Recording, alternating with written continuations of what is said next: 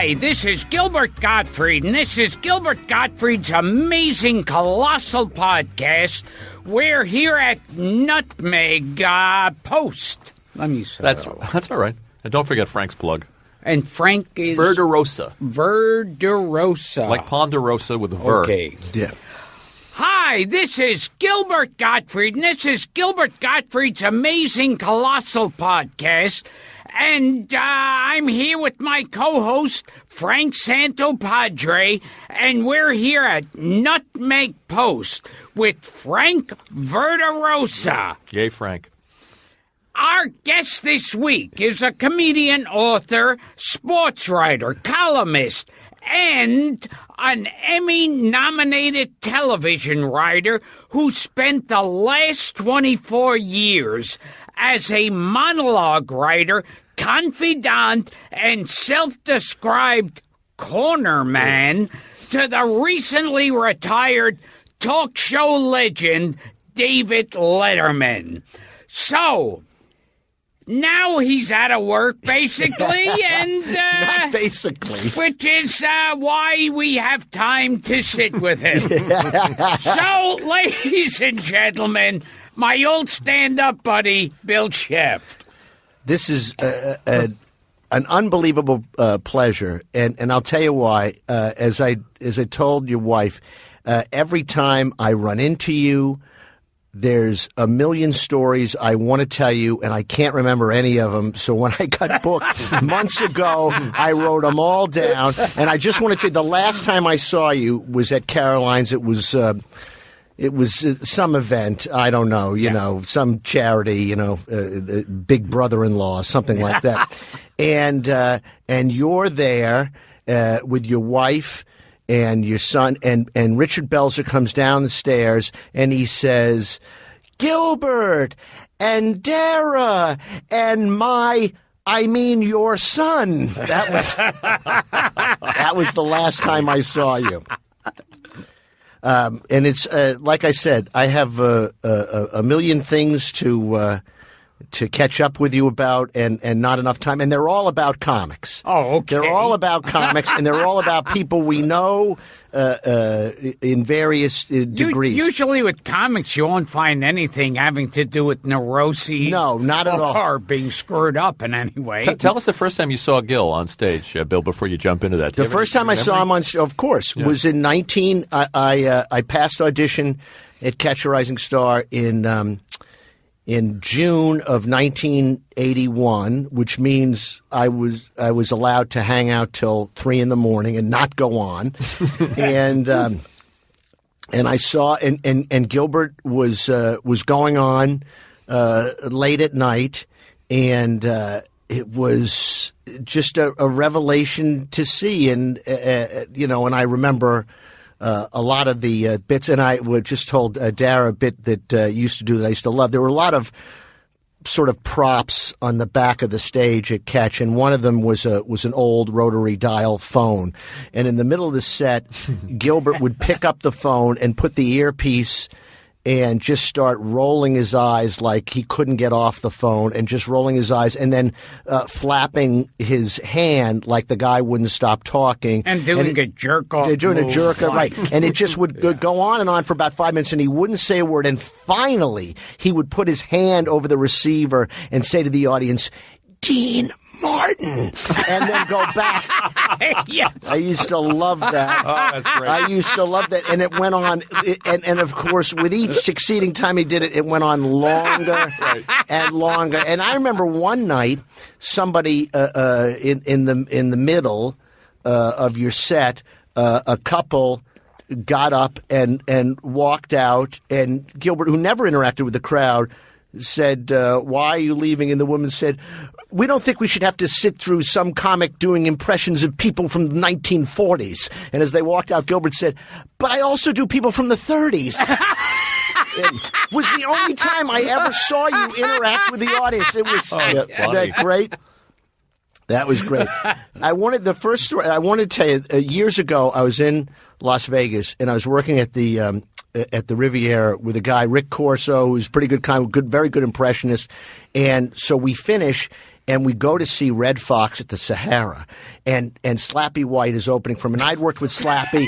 I worked with Slappy in Houston, and we when you worked the gig in Houston, they gave you a rental car for the week, and it was one of those cars. It was like something that they had bought from a driving school, because the brakes and the gas pedal were very high up, and I would say to Slappy, "Yeah, let's get into Billy Barty's car." And every time we get in the car, you go, "Billy Barty," so we love that.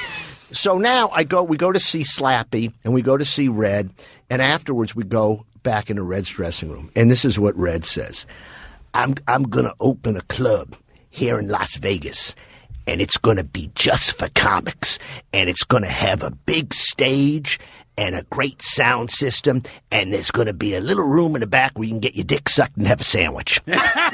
He had figured it all out. Wow. He had figured it all out. And the other What a great club. What a concept. yeah, I mean, he's really figured it all out. Wow. Big stage, sound system in the little room in the back. And of course, the great story about Red that I heard was after Sanford and Son hit, they gave him a summer variety special, and Bob Einstein was the head writer before he became Super Dave and all that Albert stuff. Brooks' brother. Right. So he's the head writer.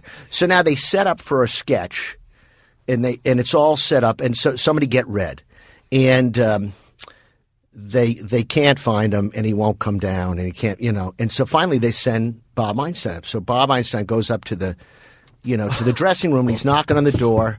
Nothing. He's knocking on the door. Nothing. Red. Nothing. Finally, he puts his hand on the door. Realizes the door is open. He opens the door. There is a naked hooker, and Red is naked, snorting a line of coke off the hooker's ass. And Red turns around, sees Bob Einstein, and says, "Can a motherfucker relax?" I heard that one. Incredible. That one I heard. At the Letterman rap, Chris Rock had never heard that story. Jerry had heard it. We were talking because they were both in the final top 10, and Chris had never heard that story of all people. So, isn't there a Red Fox story about him? What's the one where he shows up and there's the flooding? Crystal.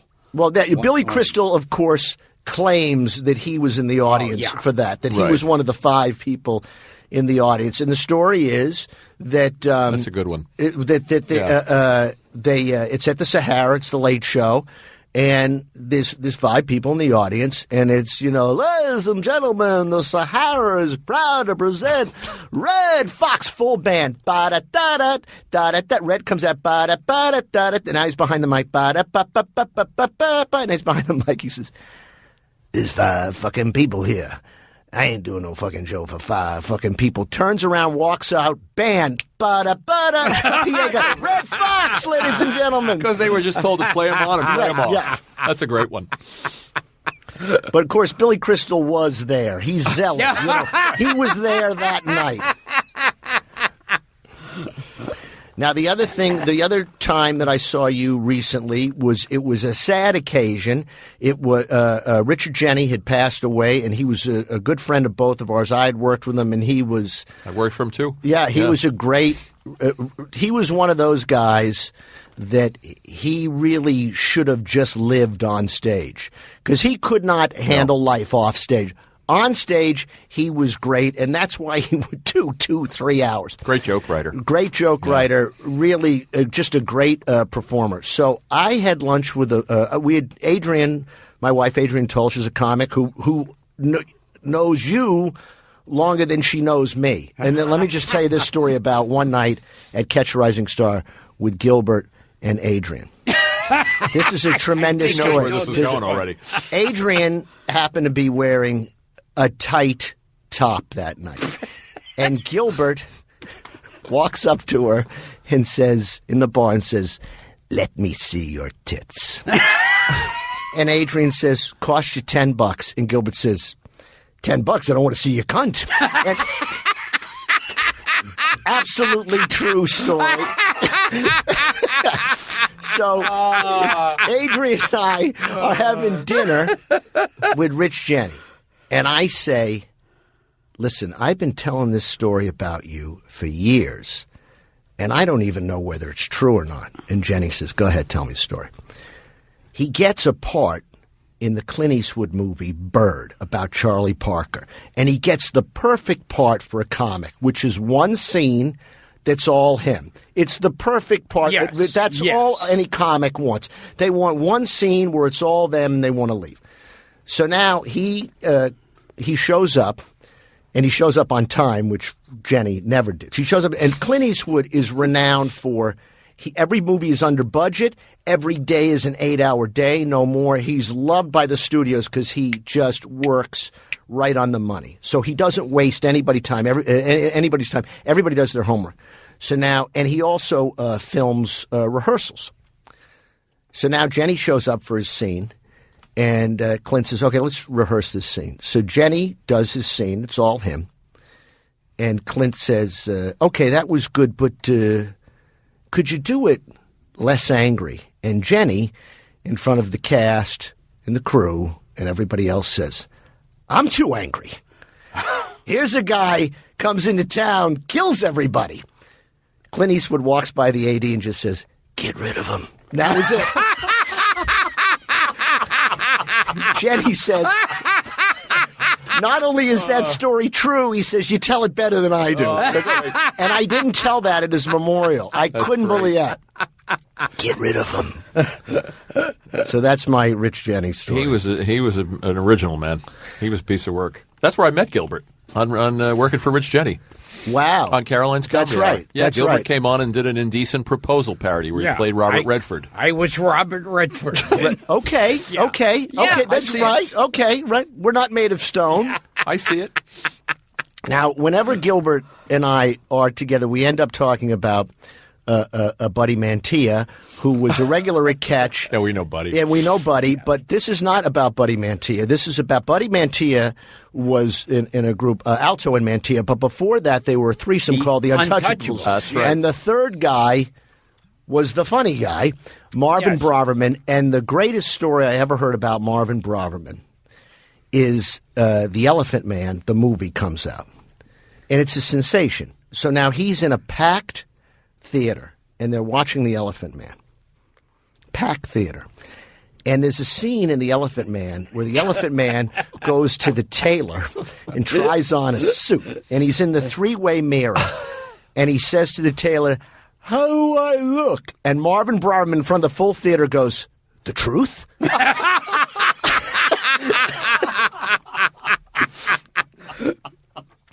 Now, that's a great one. I remember with the Untouchables, Yeah. they had a song Yeah. they would open with that was, I think, originated by Whedon, Finkel, and Fay. Ah!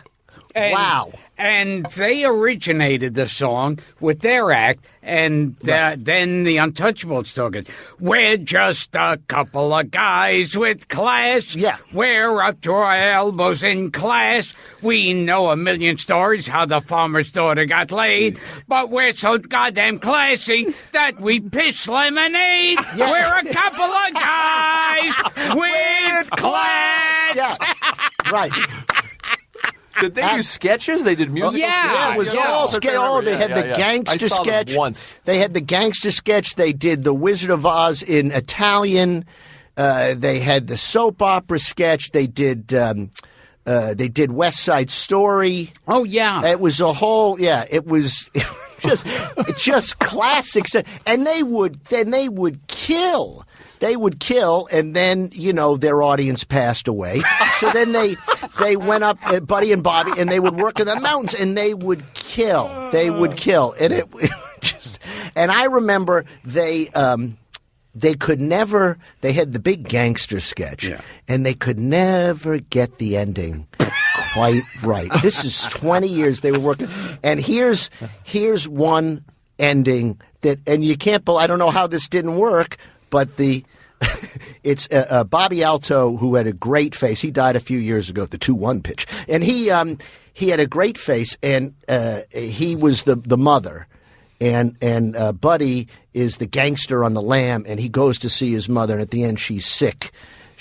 And so the line is, here's how they close, and then they would sing "Sonny Boy" was the end, but the last line was, oh, it's all going black. Your eyesight, no, the neighborhood. I love you so, Sonny Boy. That was an ending that didn't work. Oh, wow. That was an ending that didn't work. We owe Buddy a debt of gratitude. He hooked us up with Barbara Feldon for the podcast, which was very nice of him to do. Well, you know what Larry Ambrose, when they were dating, Larry Ambrose used to call them 99 and 100. That's funny. I have two Larry Ambrose stories. One is, and we were all together at Catch, and Larry is, my oldest friend in comedy. I hope Larry listens to the podcast. I hope he does too. Yeah. I hope someone listens to the podcast. My favorite bit of Larry's was he would talk about how his father never had a bad word to say about anybody, and they would try and test him all the time. So one time Larry says, "Oh yeah, well what about John Wayne Gacy? He murdered 38 people and he buried them under his house." And the father said, "Well, he wasn't lazy and he was a homeowner." So that was a bit of Larry's. And Larry also had, I think, the most unique exchange with somebody in the audience that I ever heard. And for my money, the funniest, because nobody could have ever come up with it except Larry. He's on stage at Caroline's when it was down on the docks. And there's a guy in front, and he's emceeing, and he was, and anybody, I think he was the best MC of all that era. I mean, nobody came up with more original stuff just talking to the audience. And so there's a guy, and I was on the show that night, so he's talking to a guy in the audience, anybody from out of town? A guy up front raises his hand. "Where are you from?" "I'm from Grover's Mountain, Vermont." And Larry's about to say, "What do you do?" And the guy says, "It was named for a man named Grover who climbed to the top of the mountain." And Larry said, "Well, thank God they didn't catch him throwing up in a Shell station." And to me, he was fast. Oh my God! Nobody faster. Nobody faster. Now there were all those comics back then. They were like Larry David. Well, Larry used to be at the clubs all the time. Well, Larry. I mean, the first time I ever saw Larry was December of 1981, and what would happen back then is all the comics that had moved to L.A. would come back to New York to be with their families for the holidays. And so the shows were amazing. So now I get to Catch, and there's a hush, Larry David's here. And this is when he was working on Fridays. Yeah. And so I'm in the bar, and it's me and Ron Zimmerman. We're here, and we see Larry. He's pacing back and forth in the bar. And Ron Zimmerman says to him, "Hey, what's with the pacing?" And Larry David said, "Do you know Woody Allen used to throw up before I went on every time?" And I said, "Oh, I got to go see this guy." So now he goes on, and it's prime time. It's 10 o'clock, and the place is packed. And I got to see this. So he gets on stage. First two lines kill, you know what they say about attractive people. We're not well liked and all that great. Can I use the two form with you people? Because I think Usted is two form, all that stuff. Yeah. First two lines kill, then another line doesn't do that well. And he says, Is it hot in here? Then he does a couple of lines that kill, and then a line doesn't do that well. It's really, really hot in here. Then he does a line that does well, and does a line that does. You pay this kind of money and the air conditioning is faulty. Now the audience they don't know what's going. Now he does two lines in a row that go nowhere. It's really, really hot in here. And a guy in the audience makes the mistake of saying, "Hey, what's your problem?" And Larry says, "What's my problem? I'll tell you what my problem is. I come in here and it's fucking weather," and he storms off the stage. And little did I know that this was something he did all the time. Yeah, Susie Essman told us he stormed out because he was doing a joke about a bungalow, and some woman said, "What's a bungalow?" Yeah, this classic. He would get into a fight on stage within 2 minutes. Absolutely. And it was it was a miracle when he could do his 20 minutes. One time, Larry was on stage, and he would get into fights in a second. In a second. And sometimes even when he was doing well, right, one guy wouldn't laugh. And he got into this fight, and they're getting really angry at each other. And finally, this guy screams in the audience, screams out at Larry, "Oh, yeah? Well, your mother fucks my dog." Yeah. And Larry goes, "Well, I bet your dog doesn't like it." And, of course, he wrote a Cinemax comedy experiment for Gilbert. Oh, yes. You remember Norman's Corner. Oh, right. One of those few failures. Yeah. It almost stopped. It's funny that Norman's Corner that he wrote for me was so bad that when they were going to be doing Seinfeld, and Seinfeld, they said, well, he's got Larry David writing it, and they said, isn't he the one that wrote that piece of shit for Gilbert Gottfried? Perfect. One time, he was getting heckled at the Improv by Elvis Costello. Oh, yes, I remember. Listen, you British fuck. That was the end of it. Had no idea. I love it. Yeah. No, and especially when he was doing well. Now, one night, and we used to... No, he wasn't on this show. You were on this show. It was you. Remember we used to play Liz Walensky's little club at the Duplex? Oh my, yes. So listen, so it's because I thought when you think of Larry, you think of Bob Shaw. So I'm emceeing. Bob Shaw, yeah. And Bob Shaw's in the middle, you're closing. Yeah. So I go on, I do whatever it is I do. And then Bob Shaw goes on and he's talking to a guy in the audience. And he says to the guy, where are you from? I'm from Oklahoma City. And what do you do in Oklahoma City? I'm a psychiatrist. Really? You're a psychiatrist in Oklahoma City? Well, what do you charge? The guy says, I charge $50 for a half hour. And Bob Shaw says, a half hour? He says, everywhere, everything you ever read about psychotherapy, it's the 50-minute hour, the 50-minute. Now, are you that good that you only need a half hour, or are people so boring in Oklahoma City that all you need is a half hour? And then he does the Doc, how many times do we have to go over it? I jerked off once when I was 13. I feel real bad about it, and I'll never do it again. He became a writer, Bob Shaw. Absolutely. He wrote a Pixar movie with. I think he wrote A Bug's Life with a guy named Don McHenry. Absolutely, who was a comic, right, they had a deal with Disney for years. Funny guy. And they wrote an early Seinfeld, which was plus he's the cabbie in Seinfeld. He's that angry cabbie, right? And one episode, he's the angry cabbie, and he's also a policeman. That's right. And it's the last scene where the Richard Gant, who's a veteran, a black actor, he's been in a lot of and he says, "Do you know that there's a diner downtown that only has large-breasted waitresses?" Yes. And Bob Shaw goes, "Really?" And that's perfect. Funny guy, very Bob funny Shaw. guy, very funny guy, very strong guy, and they were big pals. The other, I'm running through my stories. I'm very happy about this. Yeah. When I worked on the Oscars in 2005, I wrote for the Oscars, and Chris Rock hired all these comics that he liked and knew. Jenny was one of them. Jenny was one of them. Yeah, I remember. Jenny was one of them. And he hired, among others, Richie Voss, and he hired Nick DiPaolo.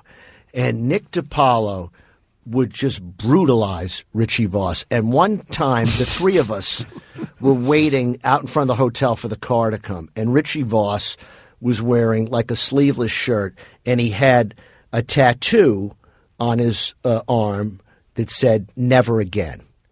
And DiPaolo said to him, "What? Did a club owner give that to you after you headlined?" And we're waiting for a car, and he comes up with that. I've always said, and I know that, Louis C.K. has been huge, and all the guys, but I always say, if there was a cul-de-sac, and there were two comedy clubs at the end of the cul-de-sac, and I don't care who was in one club, But if Nick DiPaolo was in the other club, I'd go into the other club just because some guy is he's just going to terrorize some guy. He's going to be pissed off. It's going to be an event. He said maybe one of the funniest jokes I ever heard on a roast, Nick, I hope it was his joke, was the Pam Anderson roast. And he said, I spent so much time jerking off to Baywatch, I had to hire a Dominican guy to stand next to the set with a squeegee. Oh, that's great. That's great. Well, he used to do a bit. He used to do a bit about women who wear pantyhose and no panties. He said, it looks like Fidel Castro trying to rob a bank. It's a tremendous line. I love that we're giving exposure to all these guys, to Larry Amorose and Bob Shaw. Funny guys that people should Google. I would be remiss if I didn't tell some stories about Dave, who loved you. You were on the old show all the time, and every time he would make you do Gleason. Oh, yeah. In Casablanca. We just saw a clip of that. Yeah, making you do the Gleason. Yeah. That was great. Was Jackie Gleason in Casablanca. Yeah. You're getting on that plane with Vic Laszlo. Oh, I know you're getting on that plane, all right? Because if you don't, you're going to regret it. Maybe not today, and maybe not tomorrow, but show that for the rest of your life. I just sent you the clip. And what about the other day. And have you done on this? Have you done Humphrey Bogart in the post office? Oh, he just did Bogart this morning for RDI. Yeah, because Humphrey Bogart in the push. Damn. Okay, now what about Peter Lorre? When you've talked, when you think the story's going to be short, and the guy keeps going on and on with the story. This is Peter Lorre. Do you remember that? Wait, let's see. When you're telling Peter Lorre, when you're telling a story that's too long, and he wants you to get to the end of it. And yes. Wasn't there a bit of? And then Bela Lugosi when you ask him what time it is. That's the one. I was going to say that. Bela Lugosi when you ask him. Bela Lugosi when you ask him what time it is. 10. What about Jerry Lewis and Tommy? Yeah. Oh, yeah. That one will wear you out. See me. Well, that was feel me. Touch me. See me. Feel me. See me. He's one of the reasons I tell him, Bill, that I got into comedy. I saw him at the comic strip in the 70s. You were doing stand up in the late 70s. Sure. And I saw him do the Ted Bessel does Jessel. And the Jewish press says, I like Bessel, but only a Bissell. And I said, this is the most brilliant thing I've ever seen. Adrian once went up for an audition with Ted Bessel. Wow. And turned to him before and said, do me a favor, could you tell Marlo Thomas to blink once in a while? And that was it. That's funny. Yeah. Yeah, I remember when I would do Letterman, I do my set, and I sit down on panel. And he would always ask me to do the Gleason. Oh, he loved it. He loved it, and I'd do the Dean Martin thing with him in the dressing room. The thing that he loved, he's like any other comic. He loves other comics bits that he remembers. Oh yeah. He would love. I would do Leno stuff. He didn't want to talk about Leno, but if I all of a sudden said to him, Kirk. If you two knowns and then an unknown, he'll say, of course, you men are familiar with the works of Plato, Aristotle, and Cremus from Remulac 7. He would love that. Not many people would know this but you, Bill. But if you watch him, because you're saying about how he loved comics, watching him do like Tim Thomerson's Charles Bronson bit that he would work into, just banter with Paul, and you'd say, how many people are catching that? Right. Comics he loved, like Johnny Dark, and people that he would bring on the show, and he'd channel these little bits. Well, there were times when he'd come out with some nasty, sarcastic remark about something. And I remember one time in the middle of the show, he turned to Paul and said, Paul, have you seen Seussical the musical? It would be in the middle. It would be after he sat down, and the show would have started, and there were many obligations of the host, and he'd be in the middle, and all of a sudden say, Paul, guess who I ran into at the grocery store over the weekend? Mrs. Hulk Hogan. Okay, on the show tonight. Great. Yeah, he would do that.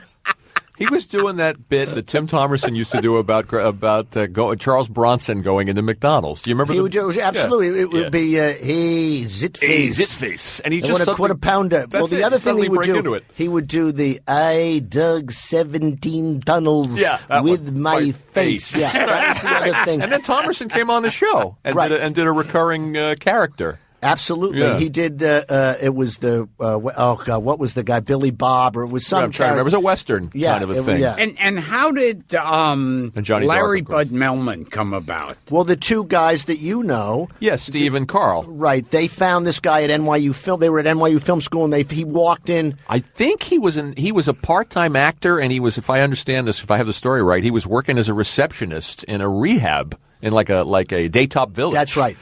And they brought him in to be in The King of the Z's. Right. This movie that they made about was I guess a parody of Samuel Z. Arkoff or Roger Corman or a Schlockmeister like that. And what happened after that? I guess Dave fell in love with him. Dave loved him. That's how they got hired. Calvert. Yeah. And he was just a sensation. And very few guys. Early on, the thing that they always said about the old show, which is true, is that the old show on NBC that we celebrated failure. And Calvert was the mayor of that town. Great. I mean, holding the mic out to other people while he would speak, and he would kill Dave. And Dave loved it. Well, we showed a clip on the last show. All the bumpers were from the old show, either the morning show or the NBC show. And one of the bumpers we showed was Calvert as Santa Claus. Reading The Night Before Christmas, and he reads through lines. He says, "All right, now I got to read Spanish." It was always so put upon. Now there was another story you got asked about, and this was the infamous Academy Award episode that Letterman hosted with the Uma Opera, right? Where Uma Thurman and Oprah Winfrey were both there, and they would go cameras back and forth. Uma, Oprah, Right. Well, what happened was we had the monologue in place, and I had to run it by standards, and I run the monologue by them, and the woman says, "This is great," and we're all set, we're ready to go, and now it's a half hour before the show, and Rob Burnett, who was one of the producers at the time. He had been the head writer. He was still the head writer. No, he was one of the producers, and he'd been a writer on the show for a long time. And this is a half hour before the show, and he says in the dressing room, "Uma, Oprah, Oprah, Uma," which is something we used to do on the Top 10 all the time. It was like a sort of a standard formula in Top 10. Dave says, "This is great. We gotta open with this." So. I say, that would probably be good like midway through. I don't know if you and Dave, he loved it. He says, "No, this has got to be the way that I come out." And he was so excited about it. And I thought, well, the guy's excited about it, and Keanu, Uma, So now, and this is 1995, so there were like 3 cell phones. I didn't have a cell phone. So I remember calling Adrian right before the show started, and I said, "They're going to do something at the top of the show. I really, really hope it works, but I'm not sure." And he came out of the chute, Dave, and he does it, and it doesn't go, and he had to.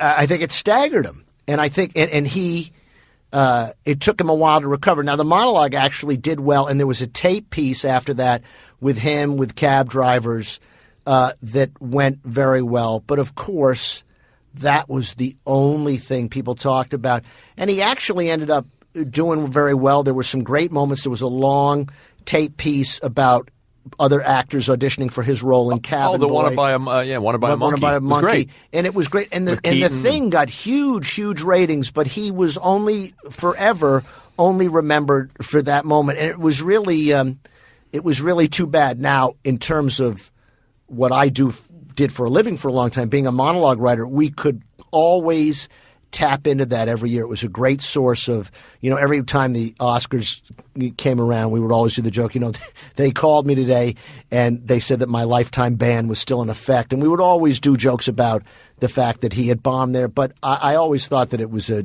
tremendous mischaracterization. Yeah, I think he was too hard on himself, too. It was a funny show. I mean, that's all that people talked about was that. It was a stupid Petrix segment, too. I remember a dog pulling a vacuum cleaner out of a closet. Right. And that audience just wasn't, they weren't going to give it up for Dave but during the Dave show. I remember a week before the Oscars, I remember Leonard Nimoy. No, not Leonard Nimoy. Martin Landau, who actually won for Ed Wood, right, being quoted saying, "I hope he's not too irreverent." And it was all kind of set up. It's like, this is our town, and you got to really. They want their ass kissed. I mean, it's their night. It's and. But in his defense, nobody does well. Well, the thing, Chris had problems too. And then 10 years later, I work with Chris, right? And I thought that Chris did a great job, but yet it was, he made fun of Jude Law, and nobody's allowed to make fun of Jude Law. And it's just sort of silly. And what they do is they kind of hold their finger up to the wind after the thing's over. And if the ratings aren't that good, then all of a sudden the whispering starts. But with Dave, the ratings were like record ratings. So I never really understood that. And, it's I can still remember. I mean, I remember, and I knew it hadn't gone well. And I remember after the show, changing out of my tux with Rob Burnett. And Rob Burnett said to me, "I got to fly to London tomorrow. Save me all of the reviews." And I thought, really? Because I knew we were going to get killed. And then the other thing he said to me was, this is going to be, now that we know how to do it, this is going to be so much easier when we do it next year. And that was the last two things he said to me. Because he had thought it was top to bottom. And I knew it was going to be rough. It was going to be rough. But the thing that drove me crazy about that was not that night, but is the revisionist history that because Dave didn't do well at the Oscars, that was how Leno passed us, which is just absolutely not true. The Oscars were in February. Leno didn't pass us till June. So all of a sudden, 4 months later, people thought, let's punish Dave for not being good at this. I mean, that's not how it happened at all. And I always thought that was tremendously unfair. And props to whoever came up with the idea of putting "We're number 3" in late night. That was Dave's. That was Dave's idea. Very smart. Tell us a little bit about, just because I think people are curious about you going to work there in the first place. I mean, you had done 5 packets before. Do I have that number right? Absolutely. Before you actually ever got hired. Right. I had submitted. And you were simultaneously trying to get on as a comic. Right. Which I was, I guess I was kind of close to getting on as a comic, but that's right. And I turned in 83, 84, 85, 86, 87, and then I took a couple of years off. And then because it wasn't, and in show business, if they want you, they'll be in touch. And if they don't want you, they're not in touch. It's very clear cut. So it's 1991, and I run into Bob Morton at the Friars, and I knew him from Catch. He would always come in to see the comics, and I was always close. And he knew I was submitting, and I said to him, "Are you looking for anybody?" And he says, "No, we're not looking for anybody." He says, "But your packets are full packets." He said, "Just write jokes," because Dave is always looking for jokes. So I said, "Okay, fine." So I wrote jokes every day that week, and I would walk them over to NBC and turn them in.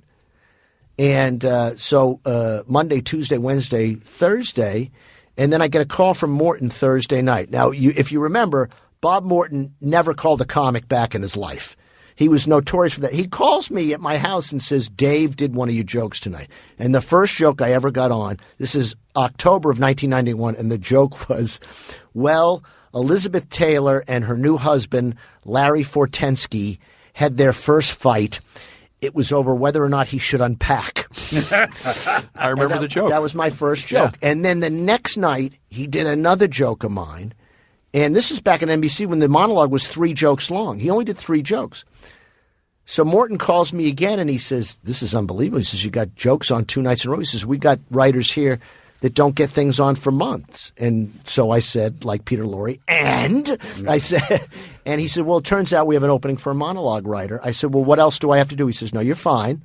And then I went to Adrian and I were working in Vegas the next week, and so it was all I could do not to think about this. And then I came back and I met him, and he had met me a couple of times at the club when he would come in. And I remember, and Adrian loves to tell this story, where one night he would stay and watch you, and then one night you came off stage and he went up to you and he said, you keep doing whatever it is you're doing up there. And it's vintage Dave. Whatever it is, hilarious. Whatever that is, you keep doing that. And so I go in, and he recognized me because I had gone with a couple of comics when they were on the show. I went with Mendoza. I went with Marr when they would appear on the John show. Mendoza. Yeah. Funny guy. Oh, my God. And so John Mendoza is one of those guys who, like a lot of really good comics, they have great lines that they only did like a couple of times. And one of his great lines is he would get on stage and he would say, any Vietnam vets out there? All right, I'm the only one again. And that was, I used to love that because of course, everybody had gotten out of Vietnam in the audience. So I go in and I have the meeting with Dave, and he recognized me. And so we talk, and he keeps saying to me, I hope we can work something out.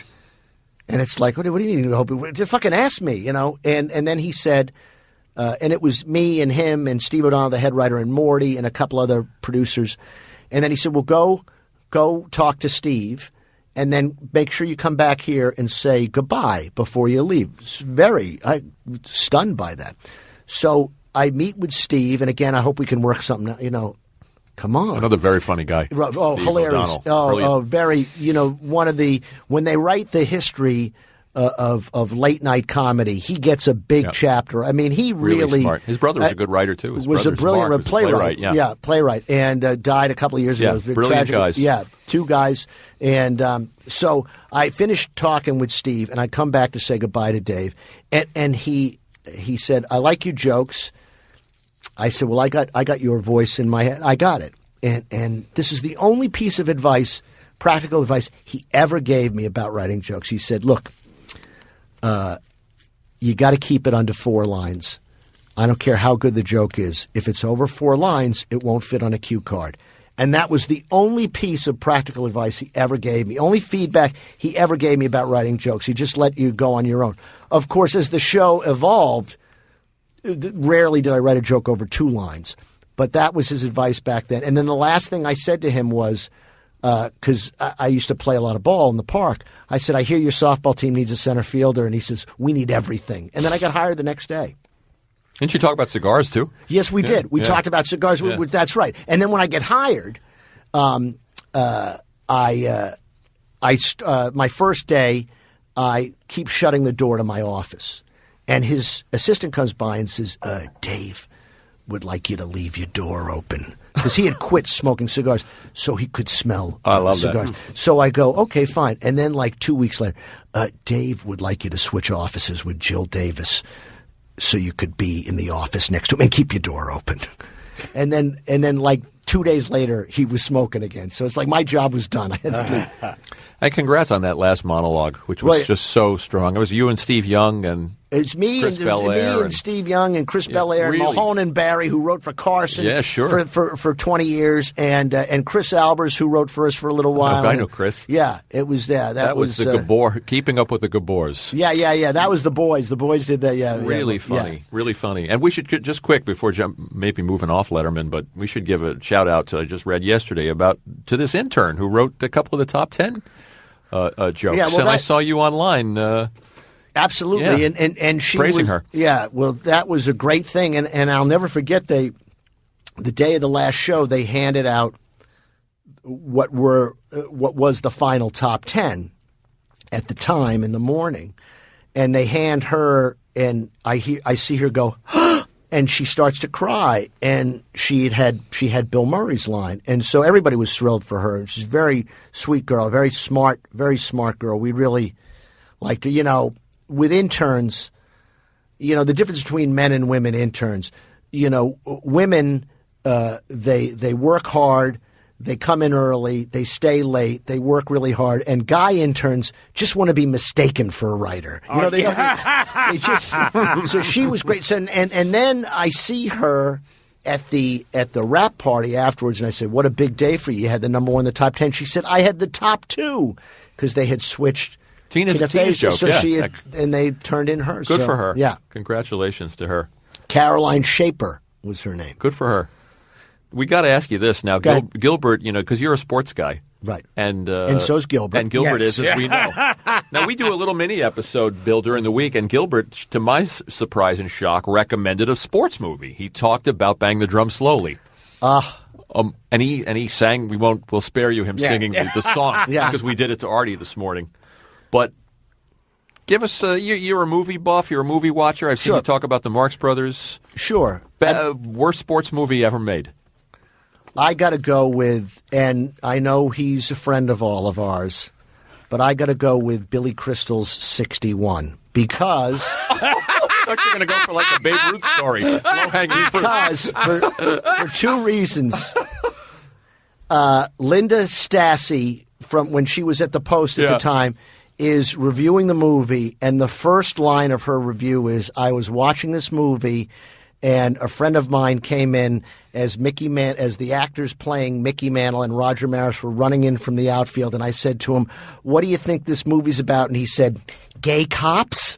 And so, and then there's a scene at the end of 61 where he's a friend of yours, and it was Mercedes Hall's kid, Michael.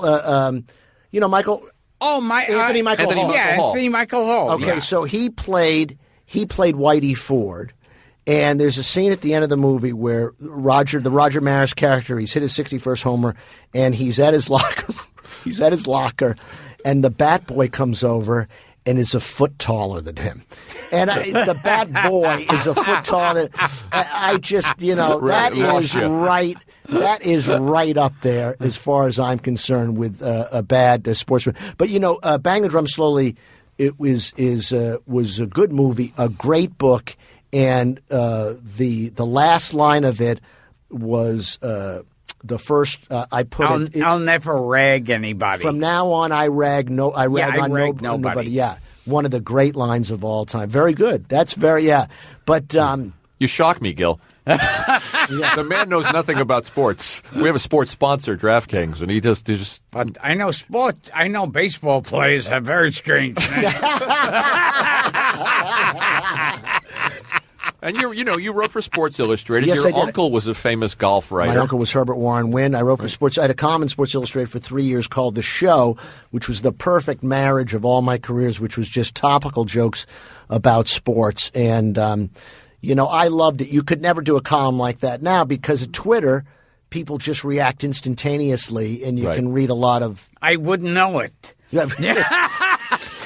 It's what you have to do is a guy will come in and install the Twitter machine in your house. I'll tell you what's great about Twitter is you can you can post the jokes that your people don't take. Sure.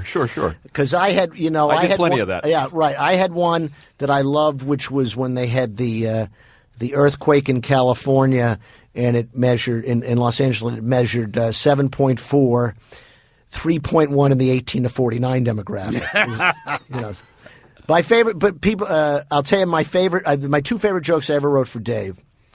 The first one was Frank Sinatra had come out with his own line of signature neckwear. And the joke was, I hope I'm not too late with a name for this, alleged mob ties. It's funny. Funny joke. Dave said, God wrote this joke. And then the other one, which I talked him into, was a few months ago when Pope Francis said that he would not judge gay priests. But I believe his exact words were, let he who is without sin cast the first musical. And that's another great joke. I loved how he would do the same joke 2 nights in a row if he believed in it. Well, he would do it, A, because he believed it, but he would do it because he knew that the people watching at home were not the same people night after night. So it was very stand-up-ian. Too, as well. If a thing works, he would do it. One of my favorite things he did, he had on Sir Alec Guinness. And he said, now, you had one of the greatest lines, a legendary line in movies, and would you say it for us? It's in Star Wars, would you? Yeah. And he goes, no, I really. And he goes, no, please, we all want to hear it. And the audience is cheering, and finally goes, all right, may the Force be with you. And Letterman goes, yeah, well, that's not the line I meant, but okay. That was, Oh, that was true. Was it Blagojevich that came on and said, I wanted to do your show in the worst way? Well, you did it, Now, the other one is when we come out of commercial and Richard Simmons is all oiled up and he's grabbed one of Dave's cigars and he's very languidly pantomiming smoking, and he says, David, will you teach me how to smoke a cigar? Richard, I think you got the hang of it already.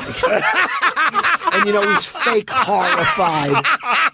And he turned the fire extinguisher on him. Oh, that was, well, that was the last time he was on, because then he was, with Richard Simmons, then you had to call the ambulance, the fake ambulance for the fake, heart attack. And I mean, he was a great guest when he was, when he would show up. Who came up with The Strong Guy, the Fat Guy, and the Genius, a piece of comedy I loved? That was a Rob Burnett piece. That was when Rob Burnett was the head writer. That was back at NBC, and we repeated it God at damn CBS. It, that was funny. Yeah. And I remember also he had on one of those inventors, the kid inventors. Right. And Letterman goes, okay, so show us the invention. Yeah. And the kid goes, it's not it's yeah. And Letterman goes, well, we might not have time for the. Yeah. Oh, I mean, so many moments. There's a million. We were telling Paul that montage at the end, just that was Barbara Gaines. Barbara Gaines. I just saw you giving her credit online, but what an amazing thing to see. 6 months it took her to do. It was just, and she had everything in there. And what happened with that guy? I forget his name already. From Back to the Future. Oh, Crispin Glover. Yeah. Oh, Bill and I were talking about it before. Tried to throw a kickbox at and it was one of the. Yeah, it was. I think it's one of those things where where people fall in love with the idea of something rather than the reality of something. So the idea of the Letterman show was be wacky. Yeah. Be crazy. It's the anti-show. Right. It's not like your father's Tonight Show. And so I think that he thought, well, this will be great. I'll do some kind of roundhouse kick. And, Letterman just stopped everything and says, we'll be right back. And there were always those weirdo interviews. Harmony Korine, the screenwriter, did a weird one. But that was okay, and that was a little farther along. Yeah. And Dave knew what was going on, and Dave kind of grew to love that the weirder it was, like the Joaquin Phoenix. Even though I think that he was on to, I don't think he was in on it. No, he wasn't in on it, but he was on to the fact that it was all kind of nonsense, and it's like, okay, this is good. I'm going to have a good time with this, and the line that people always quote is, well, it would have been great if you could have been here tonight. But to me, the line that I love was a few minutes before that, where he wasn't talking, Joaquin, and Dave says, "Could you share with us about your time with the Unabomber?" And that was, and you could see that he almost broke a couple of times. But the longer he did this, Dave, the more he loved when he would have to think on his feet. And in that same one, I think he said, I think I owe an apology to Farrah Fawcett. That was my line. Oh. I gave him that line. Now, what was the Farrah Fawcett incident? Well, I think that it was a little medication thing where she just didn't quite get it right before she came on. And there's that theory. And then there's Dave's theory, which was she was doing a character. She was doing a wacky character like Carol Wayne on The Tonight, where you're just sort of playing this sort of ditzy thing. But the thing that I remember about that, and I don't know if they showed this, forget the interview, her entrance was phenomenal because she, ladies and gentlemen, Farrah Fawcett, and she kind of backs out and she's looking on the floor of the stage for her lipstick. That's how she enters. I mean, to me, it was great. I mean, I don't know if the camera got that. It was probably, oh, Jesus, this is a mistake. Get on Dave. But that was, you knew this was going to be great. It's one of the reasons he was a great broadcaster. He'd work with anything that came out. If even an actor that was boring that you could see he wasn't really engaged with, he would make something out of it. Well, the thing that, look, I was there for a lot of it, like 10 feet away. And I can't tell you how many times that he would be talking to an actor and he would say, let me tell you what I loved about this movie. There's a scene, and he would quote this scene and get in debt. He said, and I loved that, and it was so vivid. And then they would show the clip and, well, thank you so much, and walk away. And I would, because he saw every movie. And I can't tell you how many times I walked up to him and I said, so you like that movie? And he'd go, oh, no. It's like, so you're a better actor than the guy that came on. It was amazing. I seem to remember him not enjoying Leonardo DiCaprio on the show. And I don't remember him being booked. He kept calling him DiCaprio. And he kept saying he loved doing that. Right. It's DiCaprio. There was tension. Yeah. And well, it was always because when you do it for that long and and you have firsthand knowledge of the big stars that behave and get it, and then all of a sudden a guy comes on and he doesn't think he has to participate in the process. It'd be one thing if, okay, I guess this is the way it is, that every big star, thinks this is beneath him. And then it's like, okay, fine. But, Clooney was a tremendous guest. Jennifer Lawrence, I mean. Oh, yeah, he was great with her. Great with her. They were great. Great with Tom Hanks, the Slappy White stories. Yeah, I mean, Tom Hanks, and Tom Hanks was the kind of guy that would show up 3 hours early and tape stuff with the writers for future shows. He was a Don't bend the shafts. Phenomenal. Don't bend the shafts. That was the last thing he did on the old show. Right. He was a phenomenal guest. He's very, very generous guy. Now, Martin Short will always be my favorite guest. And Martin Short, my favorite line of he would come out and be the same thing every time. Martin Short would come out and say, "Can I just say something to you? You look fantastic." Fantastic. I was watching on the monitor. You have a boyish quality. I thought, is Rachel Maddow guest hosting the show? It would always be a line like that. And then he would do, and this is one of my favorite things that he does, that it's the very earnest sounding compliment that is not a compliment. And one time he said to Dave, let me just say something. I admire the decision you've made to wear your suits tighter. I mean, and you've talked about commitment too, and Marty Short is the king of committing. Well, that's the whole thing. That's and Adrian and I talk about this. It took us like 30 years to figure it out. Is that the comics that are successful? It's complete commitment to the material. Yeah. It's utter, whether it's good or okay. I mean, that's the thing about Rickles. I mean, if anybody else is doing those lines, they're nothing. They're nonsense. But when Rickles comes out and sits down and says to Dave, great to be on a show that's not catching on. And then, a little bit of salesmanship. Oh, my God. But that's the whole thing. Yeah. Yeah, I mean, And then he'd do that, and then he would turn to Paul and he'd say, Paul, I talked to the producers. The money's going to be about the same. And then he would go back. Great. I mean, that's nothing. That doesn't mean it. There's no. That line is nothing. It's attitude and salesmanship, right? But and it's commitment. but it's not. But we know a lot of guys where it's all attitude and there's sort of nothing behind it. But the commitment. Yeah. Oh my God! Martin's a joy to watch for that reason. Yeah. Nathan Lane too will commit to a bit. Well, Nathan, and Nathan. The thing about Nathan is that he would write. He and Matt Roberts, who became the head writer, they would write these 10-minute segments for him, and they would write it the night before, and by the next day, Nathan had it memorized. Yeah, the last song was great. Oh, that was great. That was great. That Matt wrote that song. Yeah, it was great. Now. Did you work the Jerry Lewis? I think you worked the Jerry Lewis roast, didn't you? The Friday. Oh yeah. Okay, yeah. so now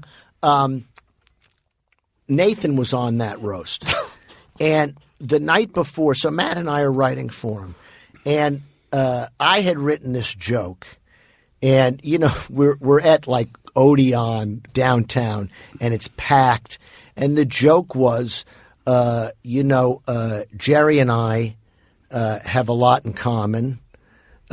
We both grew up wherever we grew up, and we both have the same middle name. Like that. That's the joke. And Nathan loved that, and he kept drinking, and it would get louder and louder, and he would say, all right, let me just try this joke again. And he would do it louder and louder every time. And Matt and I were looking away. But Nathan he's great. He really is. I just love I love watching him. He's so 24 years, Bill. Yeah. How do you? We had Paul here the other night, which we told you, and we said, "How do you feel?" I mean, Paul said, he's using the word gratitude. Right. Well, I mean, I don't know. Has it hit you yet? No. I'll be the last to know how I feel. People ask me, "What are you going to do?" And I said, "I'm going right from the show to the state hospital," and because it's all that. It's your whole life for so long, and there were so many of us that worked there so many years. Barbara Gaines was there 35 years. Jude Brennan was 35 years. Nancy Agostini who runs the show from the floor. And Biff. Biff. Yeah. It was the first writer's intern, and she was there 22 years. And Steve. Steve Young. Yeah. Steve Young was the longest tenured writer. Steve Young had a year more than I did. And so I don't, I just don't. I don't quite understand it. I don't think I will understand it. But it's an unbelievable experience to have started at NBC and to be there all through CBS, and 6,000 shows. It's insane. It's insane, and. Jay is thinking, I think I could do another 6,000. Your whole thing was, your whole Jay bit was, Reagan was in the news. That was it. Yeah. Yeah. When Jay, it's like these people, I love on talk shows when something's been prepared for the guest to say. And with Jay was always like, so I read somewhere that you were... stuck in an elevator with a kangaroo? Yeah, right. But the other thing about Jay was that he never listened. He was always on the next question. So he would have a guest, and the guest would be, and then when I was 6, my father began to molest me, and that continued until I was 17 and I left home. And then Jay, I understand you don't use mustard. He's on the next question. Well, you could always tell that he was engaged in the monologue, but he was never engaged with a guest. Right? Yeah. And then my husband beat me for years. I understand you have a collection of keys.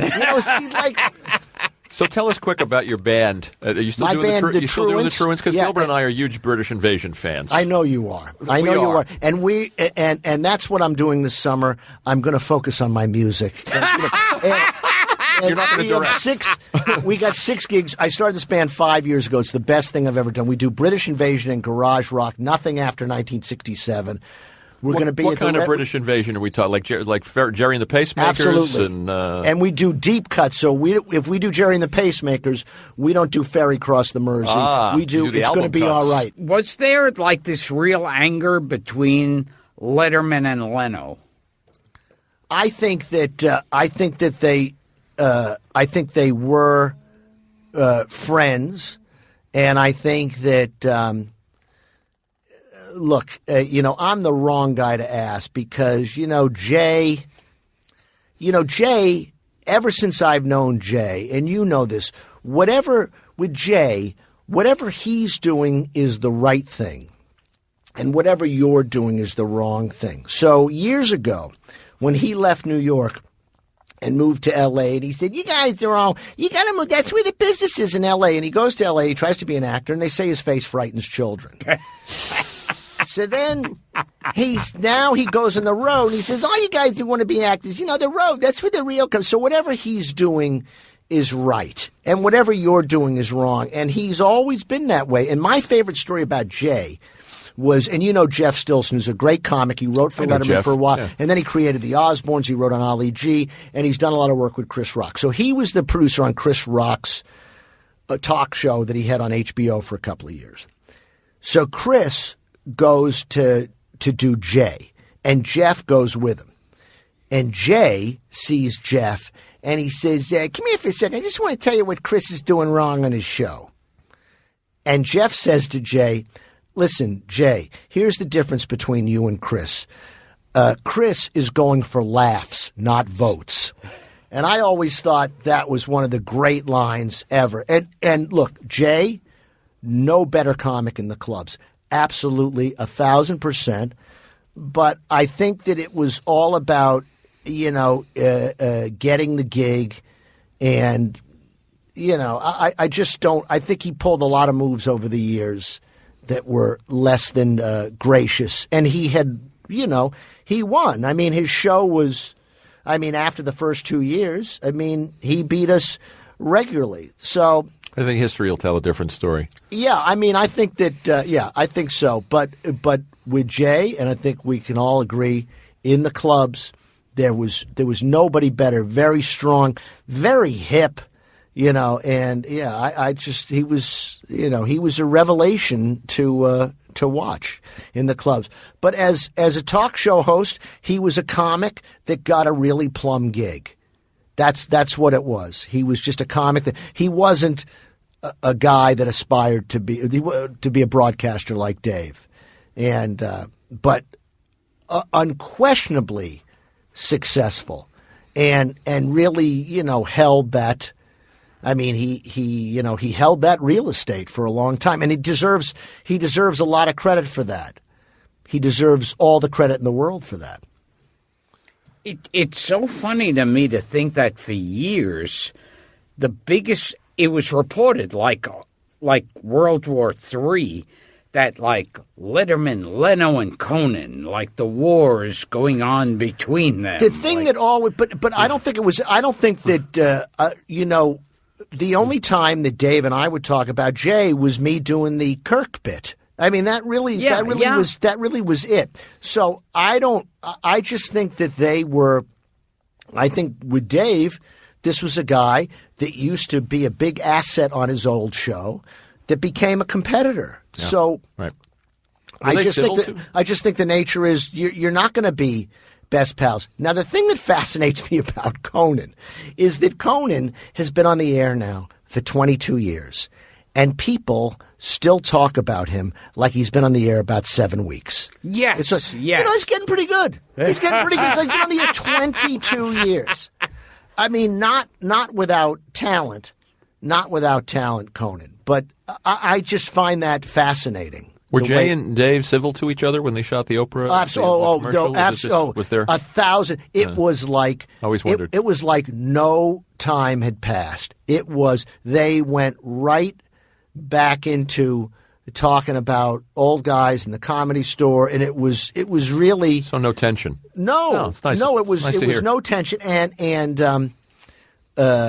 when which was a great spot, it was a great idea. I think Dave wrote the piece. ultimately. You know, this is the thing about Dave Letterman. He was always the best writer on the show. He was always the best editor. He was always the best director.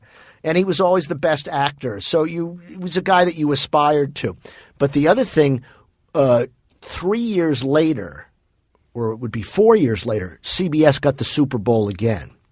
And this was right in the middle of when there were a million late night shows. So Dave's idea was, but we couldn't get everybody. This was his idea. I used to love this. Where it starts out the same, and it's the pan on the couch. Yeah. And it's Dave, pan to Oprah, pan to Jimmy Kimmel, pan to Conan, pan to Jimmy Fallon. Okay? So that's the couch. And then out of the kitchen comes Jay. And it's, and it's The Late Show with David. That's all he said. Yeah, that was all Dave's idea. I remember being on Letterman where I think on the panel he just asked me some question like, why do you work with your eyes closed? Right. And I just, the first thing I thought of, and I said, oh, it's something I picked up from Helen Keller. Right. Oh, that's right. I remember. Yeah. And it got groans right. from the audience. And then I remember when I was home watching it, and there's a commercial break, and then he's introducing the next guest. And in the middle of the introduction, he goes, gee, it's kind of nice to see Gilbert come out and shoot himself in the foot like that. I remember that, yeah. One of the best things you could say about him is if you looked at in the TV guide or you looked at the TV listings and you saw who was going to be on, if you didn't care at all about that person, you still wanted to see how David Letterman 1,000% was going to interview that person. And I know you had Paul on here, and let me tell you two of the great Paul lines. Paul, let me just say this, would be paying attention most of the time. Yeah. So one night, he said that the other night. He said, "God forbid I took my eyes off him." This is about a year ago. Dave is talking about something, and he says, "Paul, what is the biggest movie of all time?" And Paul goes, "The Yearling." That was it. Hilarious. And 5 people laugh, but this is the greatest Paul line, in my opinion. We're doing a top 10 one night, and this is about, again, a little less than a year ago. And it was an item in the news, and what it was in the upcoming edition of Archie gets killed. Yeah, right. He gets murdered. He's defending a gay friend of his, and he jumps in front of a guy. He takes the bullet. Okay, so Dave is setting up the top 10. Which was other comic book twists. But he's setting it up by saying, and Archie jumps in front to save a friend. He takes a bullet and he says, and this is like just about 6 months ago. He says, so Archie, he's dead. He's gone. So what's going to happen? What's going to happen to Veronica and Betty and Jughead? And Paul interrupts and said, well, Archie made sure that in the event of his death, his staff would continue to be paid. And it was right after David announced his retirement, and people went crazy. Perfect. Archie made specific.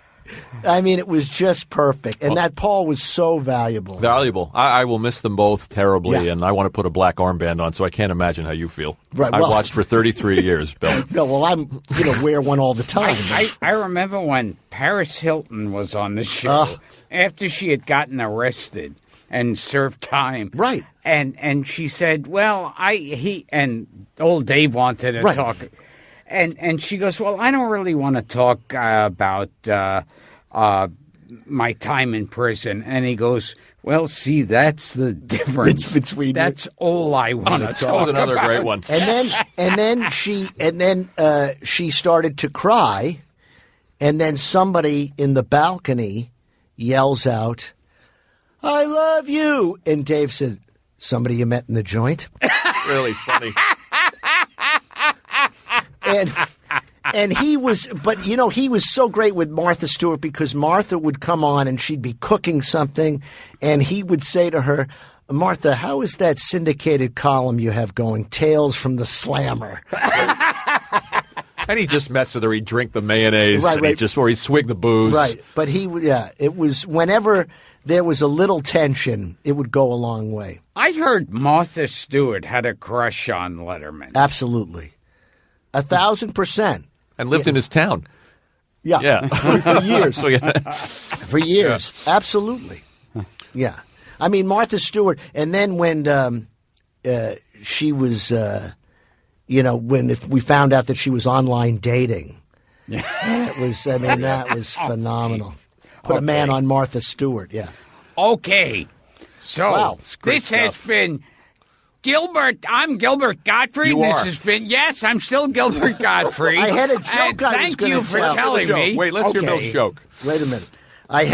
This is, I wanted to do a joke that was kind of inside that I knew you would appreciate, and I hope you don't know this joke. And the joke is that there's a comic and a ventriloquist, and they know each other for 20, 30 years. They know each other's act inside and out. And they meet each other in the street, and the comic says to the ventriloquist, "How's it going?" The ventriloquist says, "I got this cruise. And I have to do, because they don't turn over the audience, I got to do 2 completely different half-hour sets. And I don't know what to close the second show with." So the comic says, "What about when you're sniling?" You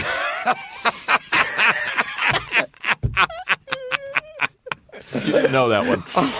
Okay. I'm still Gilbert Gottfried, and this is still Gilbert Gottfried's Amazing Colossal Podcast.